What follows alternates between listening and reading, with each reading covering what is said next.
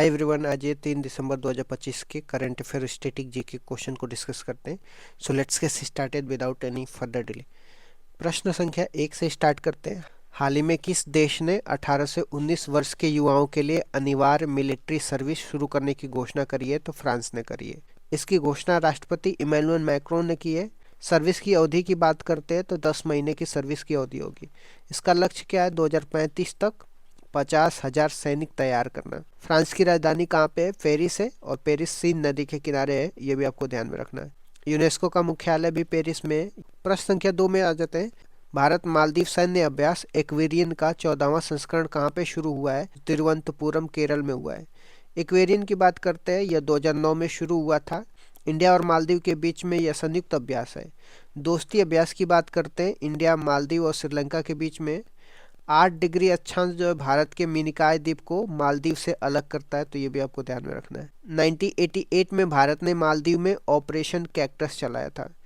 Question number 3 में आ जाते हैं। AI powered Michael Anglo air defence system किसने लॉन्च किया है? यह इटली की डिफेंस कंपनी लियोनार्डो ने करी है। इसका उद्देश्य क्या है? यूरोप की एयर डिफेंस क्षमता बढ़ाना। और इटली की राजधानी रोम है, रोम टाइबर नदी के किनारे है, तो ये भी आपको ध्यान में रखना है। इटली के पीएम कौन है? जॉर्जिया मेलोनी है। भारत का एयर डिफेंस सिस्टम कौन सा है? भारत के एयर डिफेंस सिस्टम की बात करते हैं तो सुदर्शन चक्र मिशन है, S-400 है जो हमने रूस से लिया है, आयरन डोम, आयरन बीम जो हमने इजराइल से लिया है। प्रश्न संख्या 4 में आ जाते हैं। दुनिया का सबसे लंबा ड्राइवरलेस मेट्रो नेटवर्क 176 किलोमीटर किसे गिनीज रिकॉर्ड मिला है? तो रियाद मेट्रो स्टेशन को मिला है। यह सऊदी अरब में है। दुनिया का सबसे बड़ा रेत का मरुस्थल रबल खाली मरुस्थल है, यह भी आपको ध्यान में रखना है। भारत की सबसे तेज ट्रेन कौन सी है? नमो भारत है। भारत की सबसे लंबी मालगाड़ी का नाम क्या है? रुद्राक्ष है, और यह 4.5 किलोमीटर की है। प्रश्न संख्या 5 में आ जाते हैं। वर्ल्ड स्किल्ड एशिया कंपटीशन 2025 में भारत की रैंक क्या रही है? तो 8वीं रही है। इसका आयोजन किसने करी है? ताइवान ने करी है। इंडिया ने 1 सिल्वर और 2 ब्रॉन्ज मेडल इसमें हासिल करी है। इसके संस्करण की बात कर रहे हैं तो यह तीसरा संस्करण था।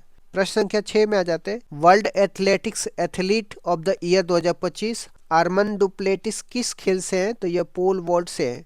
देश की बात कर रहे हैं, यह स्वीडन में है। और महिला विजेता की बात करते हैं तो MC लॉगलिन लॉरेन है, ये USA के हैं।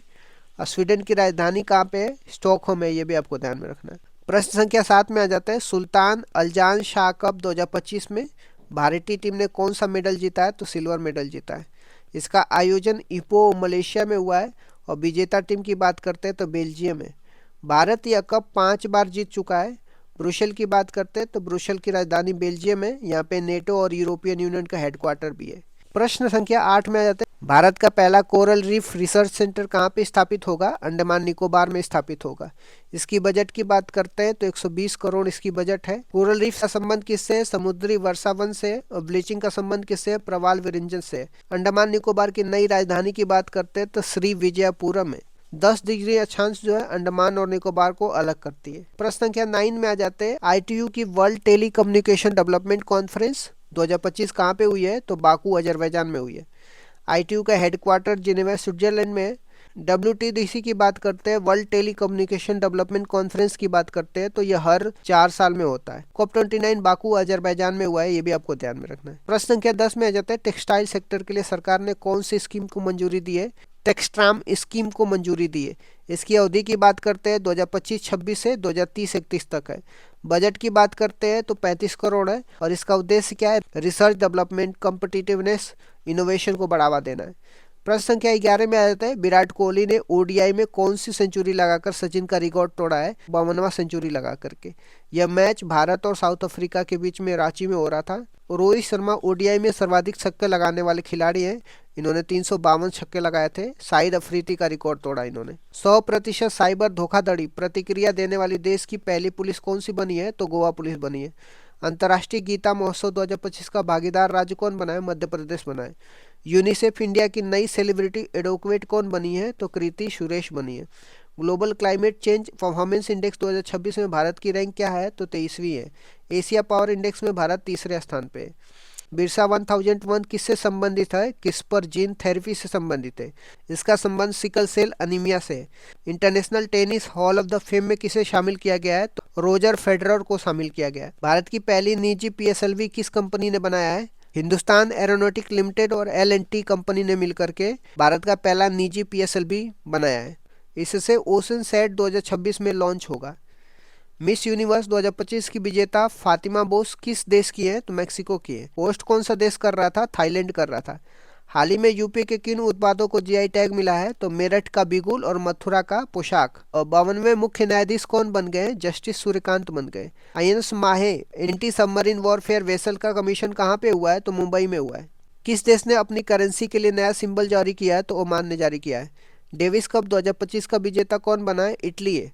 यह खेल किससे संबंधित है? टेनिस से संबंधित है। पारंपरिक ब्लेड डाउ को GI टैग किस राज्य को मिला है? तो अरुणाचल प्रदेश को।